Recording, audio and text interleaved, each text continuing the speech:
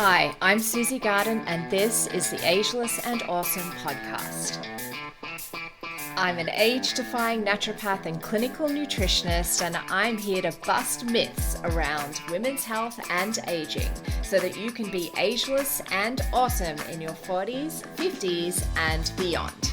The Ageless and Awesome podcast is dedicated to helping women through perimenopause and menopause with great health, a positive mindset, and outrageous confidence. Hit subscribe or follow now, and let's get started.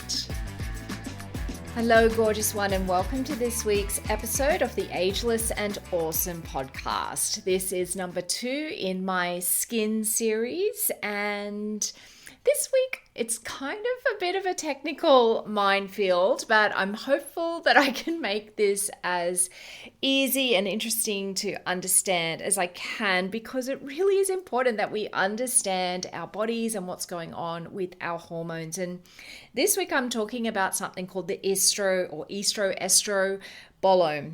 Estrobolome. See, it's really hard to say, estrobolome. And it's something that you may have heard about. I'm not sure. I'd be interested to know if you'd actually heard about it. Please feel free to DM me at Susie Garden Wellness on Instagram, because I'd be really curious to see if this is something that you have actually even heard of or not.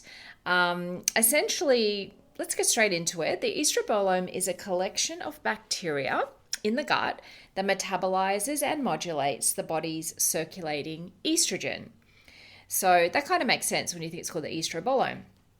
And this impacts our estrogen levels, and therefore it influences our weight, our libido, and our mood, amongst many other things. So it's really quite important to us, and particularly if it's something you've never heard of before, it's really important that you know about it.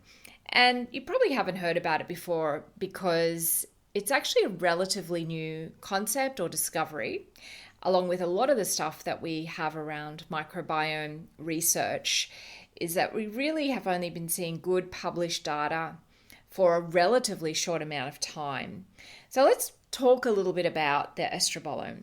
So when the gut microbiome is healthy, so when there's diversity, where there, for you, how you would experience a healthy microbiome is you wouldn't have constipation or diarrhea. You wouldn't have bloating, you wouldn't have excessive burping or flatulence or any pain. That is probably how you as just a person would experience a fairly normal, healthy microbiome. However, sometimes dysbiosis, which is that imbalance of the beneficial and the not so beneficial bacteria, sometimes it can be completely asymptomatic. So if you feel like there may be an issue, it's probably a good idea to get your microbiome tested. And you can do that. I mean, I would always say go through a nutritionist or naturopath who's trained in this, and that can help you interpret it and can help you bring in the needed lifestyle and dietary changes. But you can very easily get these tests done online on your own. So yeah, there's something you could try. They're quite expensive, so you want to make sure you get the right one that's going to give you the information you're actually looking for. But I'm digressing. So when the gut microbiome is healthy, the estrobolome is producing optimal levels of a particular enzyme called beta-glucuronidase. So the name of it's not so important, but it is a really important enzyme. And when there's too much of this enzyme, and I see this a lot in people with chronic constipation when I do gut microbiome testing, and I see these elevated levels of beta-glucuronidase, it's almost always in people with chronic constipation. And when there is too much of this enzyme, our estrogen levels become unbalanced. And this is how. So when the liver metabolizes estrogen, it's excreted through the bile and into the gut for removal from the body as a waste product. Because the estrogen's been used, it becomes a waste product. So we want to get it out through the feces, and that's one of the reasons why if you're chronically constipated, you can get elevations or problems rather with your hormones. So when the estrobolome is healthy, it minimizes the reabsorption of estrogen from the gut so that it can be excreted, right? in the feces. But when there's an imbalance in the gut microbiome and there's this excess of bacteria that produces beta-glucuronidase, then that estrogen can be absorbed back into the bloodstream, resulting in what we call a relative estrogen excess. Now, you may have heard the term estrogen dominance. We don't use that term anymore.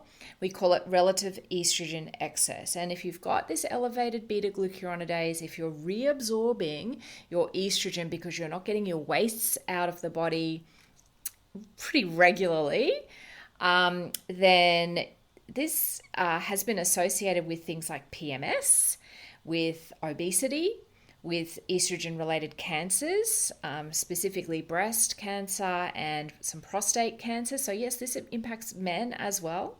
Endometriosis has been associated with this, infertility, mood changes, heart disease, and skin issues via the gut-skin axis.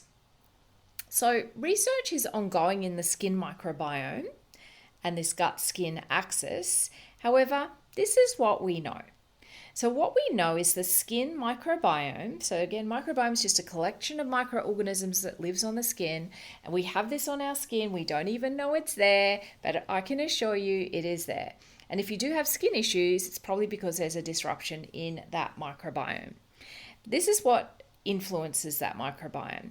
So it's shaped by our age, changes as we go through different life stages, our genetics, our sex, our immunity, our hormones, whether we're sleeping well or not, stress and how we manage that, and our metabolism.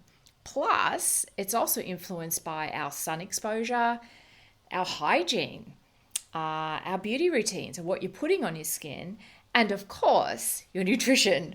Everything comes back to nutrition, right? So there's a huge number of factors that influence our skin microbiome, and some of them we can modify, like sun exposure, but some of them we can't. Like we can't change our sex, we can't change our age, we can't change our genetics. So yeah, there's some things we can change, some things we can't. So this is what I'm focusing on with this podcast, is what can we do to change these things. But before, I want to just give you a little bit more information about it. So estrogens, our normal estrogen that we produce, they regulate the gut microbiome in a really positive way by increasing the diversity of the gut microbiome, because we know that we want more diversity in our gut microbiome rather than less diversity, which is why if you're having long-term antibiotic usage, that really can deplete your gut bacteria. Obviously, if you need the antibiotics, take them. I'm not against antibiotics when they're needed, but it's something to just be thinking about if you are taking long-term antibiotics. I did have someone the other day come through clinic that had been on antibiotics for acne in the past for something like, it was either 2 years or 3 years. And she said, I don't know how she managed to be on them for this long, but she said it kind of got a little bit overlooked. So she was on them for a really long period of time. And she just kept taking them because they kept being prescribed. So anyway, these kind of things deplete your microbiome, but we want diversity. When we have that increased diversity, it gives us much more health in our microbiome. So estrogens regulate the microbiome by increasing the diversity of it, and also enhancing the enzymes that metabolize estrogen, such as beta-glucuronidase that I mentioned before. And dysbiosis, so that imbalance of beneficial and not so beneficial bacteria, dysbiosis in the skin microbiome can lead to acne, can lead to dermatitis and psoriasis. And there are some fantastic probiotics now for acne. If you do have a teenager with acne, please explore this with a practitioner. And same as if you've got adult acne. It may be that probiotics could be the magic pill that helps your skin dramatically. Estrogen also maintains skin hydration. It enhances the immune response and maintains the outer protective layer of the skin. So these are some of the direct benefits of estrogen on the skin, and why you can see that there would be skin changes. For example, if skin hydration is maintained by estrogen, you can see that drop in estrogen that we get in perimenopause and in menopause can really you can see that dehydration going on because of that estrogen dropping. So in the context of perimenopause and menopause, where estrogen levels are declining, especially in later perimenopause, how can we support our estrogen? Because I've shown you, like, it's really, really important. It's important from the perspective of making sure that we're not reabsorbing our old estrogen that has been scheduled to leave the body, and that we can maintain as much of our estrogen production as possible, obviously in the context of going through a life stage where estrogen is dropping. So one of the main things, and it's something you probably absolutely have heard of, is phytoestrogens. So that's estrogen found in plants or plant foods specifically. And I'm just about to give you now a whole list of foods that are phytoestrogens. And just a little caveat here. In peri and postmenopausal women, estrogens tend to increase our estrogen immeasurably. Whereas in younger women, it can actually decrease estrogen. So you do need to be aware of your life stage and whether or not this is appropriate for you. And of course, this is always general advice, always, not tailored to your specific circumstances. But here are some of the phytoestrogens that you'd be probably eating every day. And if you're not, I'm sure it's very easy to include these. So things like sunflower seeds, almonds, and flax seeds. So you may have heard of something called LSA, linseeds, sunflower seeds, and almonds. So flax seeds and linseeds are the same thing. So having LSA in your smoothie every day or your porridge, super easy. Or just eating some sunflower seeds and almonds. Pistachios are also phytoestrogens, sesame seeds, wheat germ, rye, quinoa, barley, oats. Also soy. So soy is a little controversial in the natural health space. For me personally, I think if you don't have a thyroid issue, if you have a thyroid issue, you do have to be very careful with soy. I would go for very high quality soy. Organic soy is very easy to get, like organic tofu, for example, is a good one. If you're looking at soy milk, go for the most natural soy milk made from whole soybeans, not the isolate. When you're looking at your labels, if it says soy protein isolate, don't go for that one. Go for whole soybeans. Go for ones that don't have any numbers in them, no preservatives. It's pretty easy to find good soy milk. So yeah, soy milk, tofu, tempeh, miso, fantastic phytoestrogen sources. And legumes. So this is where the plant-based diet really shines, is of course the legumes are, generally speaking, the protein options for vegetarians and vegans, also tofu and other soy products. But in terms of legumes, particularly your chickpeas, your lentils, your red kidney beans, and split peas, amongst others, are awesome phytoestrogens. And even if you're not plant-based, these are so good for you, not just for the phytoestrogenic potential, but because they are fantastic fiber as well. And that's my next point, is to make sure you're having enough fiber. Because as I mentioned, if you have issues with getting waste products out of your body, specifically constipation, then fiber is one of the first things that you'd be directed to do. Whether you're seeing a medical doctor or a nutritionist or a dietitian or a naturopath, we're always going to say increase your fiber. And you can do that through these plant-based foods. These legumes in particular are great. Fiber also will reduce the beta-glucuronidase activity. So that's really important if you do have elevated beta-glucuronidase. Hydration, always hydration. That will help reduce constipation. It will help hydrate the skin, help get the waste products out of your body. Moving the body, also fantastic for improving your estrobolome. Again, it's great for getting waste products out of your body. The movement does help with things like constipation, improving your stress resilience. This is because of our gut-brain connection.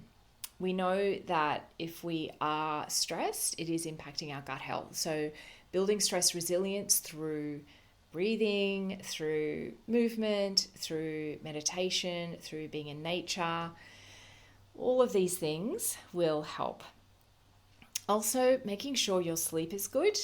I've spoken about this quite a bit, but yeah, and particularly as you know, if you are experiencing perimenopause or menopause, sleep can be such a challenge.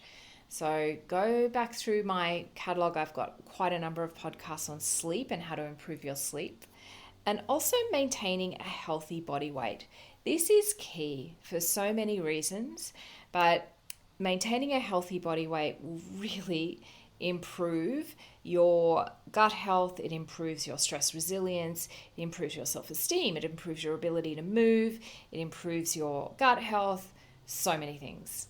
So I hope you have enjoyed the podcast today. It was pretty heavy going in the technical terms, but at the end of the day, just understanding your body is so important, I think, for long-term health and well-being. So I've made this as short as possible and just really focusing on some fairly basic principles with regard to this, but I would love to hear your thoughts and I'd love to continue this conversation. So either at Susie Garden Wellness on Instagram, or if you're listening on Spotify, you'll see there's a little button down the bottom where you can leave a comment or you can ask a question.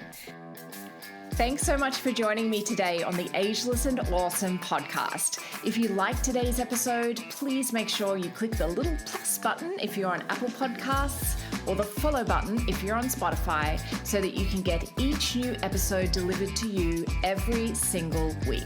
If you like free stuff, and who doesn't, then head over to susiegarden.com and grab my 8 essential age-defying secrets every woman over 40 should know right now. Or if you'd like to continue the discussion, head over to Instagram and DM me at Susie Garden Wellness. I'd love to connect with you.